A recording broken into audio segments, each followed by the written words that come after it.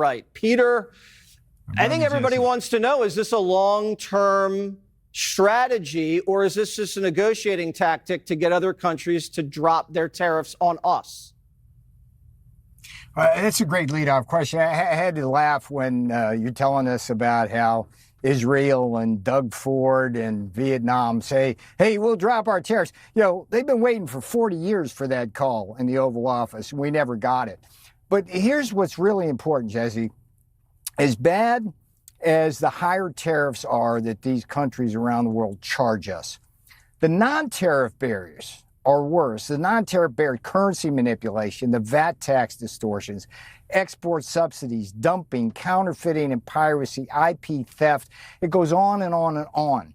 And that kind of thing is going to be very, very hard for our foreign nations cheating us to get rid of overnight. This is not a negotiation, Jesse. This is a national emergency associated with chronic and massive trade deficits that are brought about by higher tariffs and higher non-tariff barriers that take our jobs, that take our factories, that lead to massive trade deficits that result in massive transfers of wealth into foreign hands that jeopardize our manufacturing base and defense industrial base. So no, this is not a negotiation. It's a national emergency.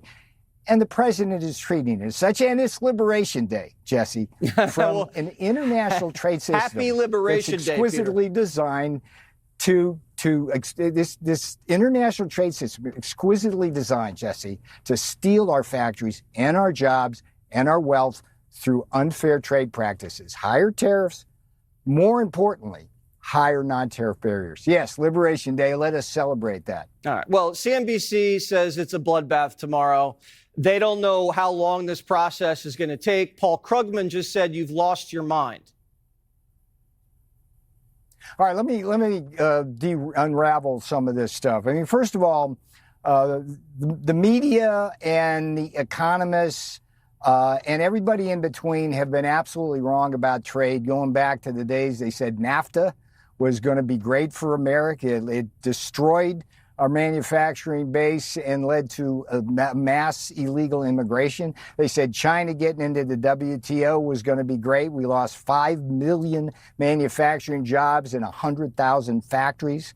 And during the first term, Jesse, and this, I'm burying the lead, like you remember this, every one of those people from Krugman on down said that the Trump tariffs in the first term on China, on steel and aluminum, on solar, on dishwashers, and go on down. What'd they say? They said, oh, recession, oh, inflation. What do we have?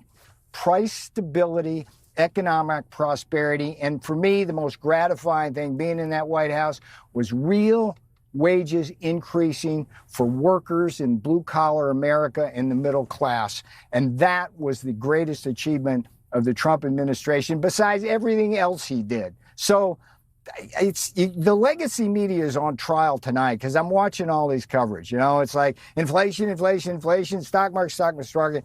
Why don't they do stories like you just did, Jesse? You gave a clinic. That was a seminar on the destruction of the American economy by unfair trade over the last 50 years. Why haven't they talked about that tonight? Why haven't they talked about it for the last 50 years? You know why. Complimenting me more than my mother, Peter, and that's why I love you. And you deserve it tonight. It's Liberation Day. I'm in a good mood. All right, Liberation Day for everybody. I'll let you know when you screw up, too. All right, brother? All right. Just text the show. And you let me